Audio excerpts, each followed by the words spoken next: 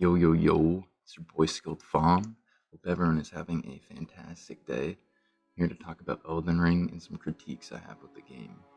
Before I start, I want to talk about a few things. A quick disclaimer, this is my opinion after playing Elden Ring and the other Soulsborne games.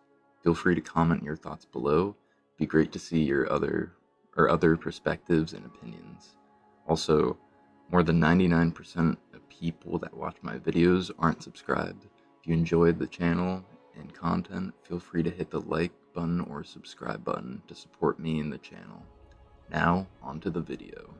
Elden Ring is the newest installment from Software's long line of high-rated games.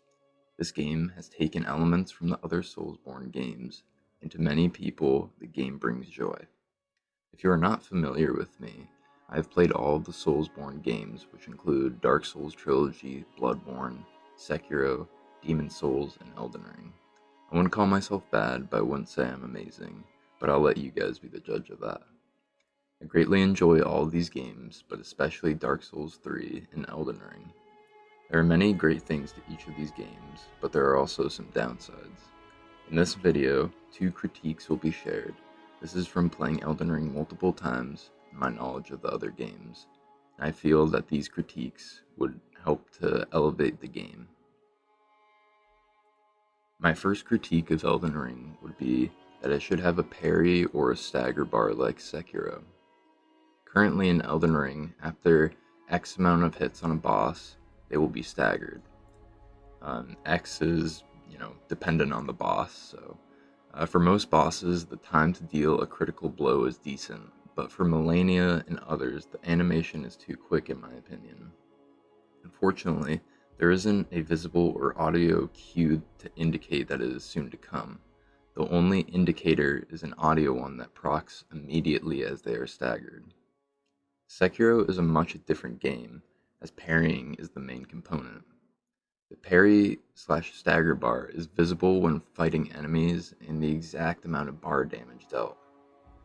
This was necessary for each of the various phases of the boss fights, though it would be a great quality of life update if this was added or a lessened version. A parry bar that was changed for damage or damage plus parries would be great in Elden Ring. This would be beneficial to the players while also not giving too much information.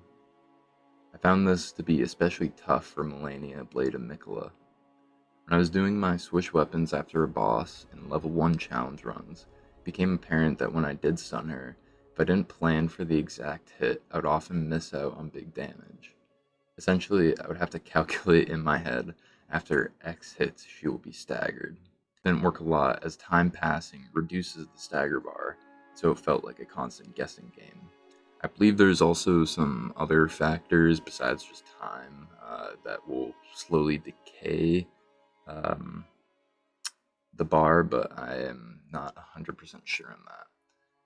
I think that her fight is really well designed, and the lore between her and Mikola is amazingly crafted. Melania is an extreme example, but even basic ads or bosses, the players would greatly benefit from this. In turn, the player could strategize further and have a few more options in combat. My next critique is that Elden Ring's Great Runes are an amazing concept, but the actual gameplay doesn't reflect it, I feel. There are 7 Great Runes, and these include Godric's, Renala's, Radahn's, Rykard's, Morgoth's, Mohg's, and finally Melania's. Most of these have a buff to them. Melania has a buff and unfortunately a nerf, which in lore terms is acceptable, but gameplay wise it's not useful. When I go through my various playthroughs, I 99% of the time just use Godric's, but will very rarely use Rykard's or Radahn's. Just want to briefly touch upon this, editing skilled fawn here, and Melania's Great Runes shouldn't have the nerf, and all the other ones, they do have a buff, but it should just purely be buffs.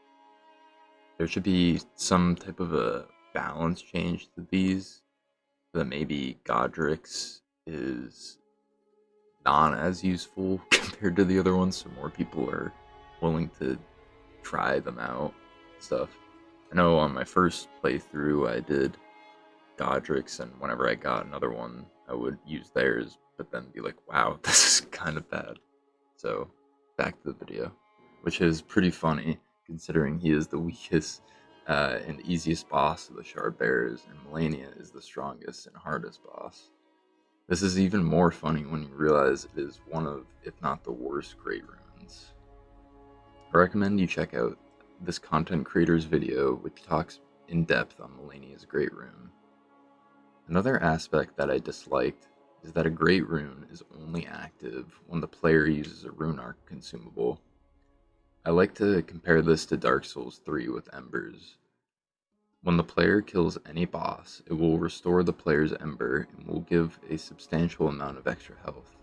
The player can acquire this buff by killing bosses or using the Ember consumable.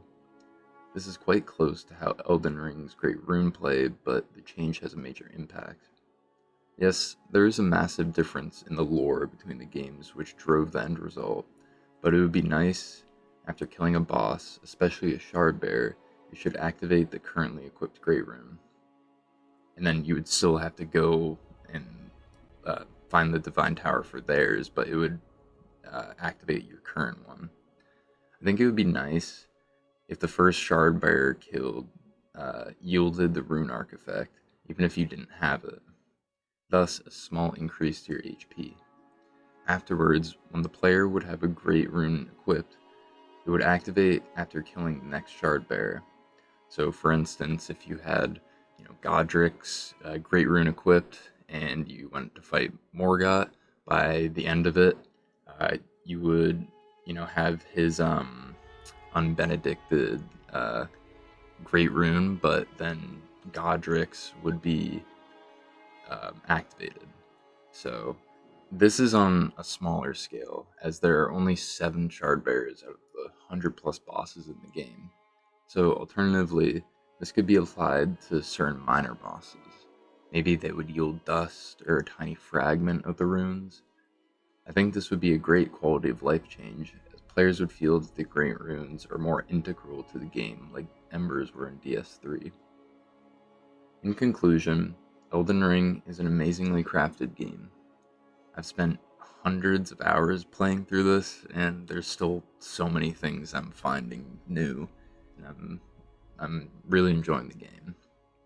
Elden Ring combined many of From Software's previous works and interlaced them prodigiously, though I would like a stagger bar added and Great Runes reworked. These critiques were formulated from my personal experience with the game. Thank you for tuning into the video.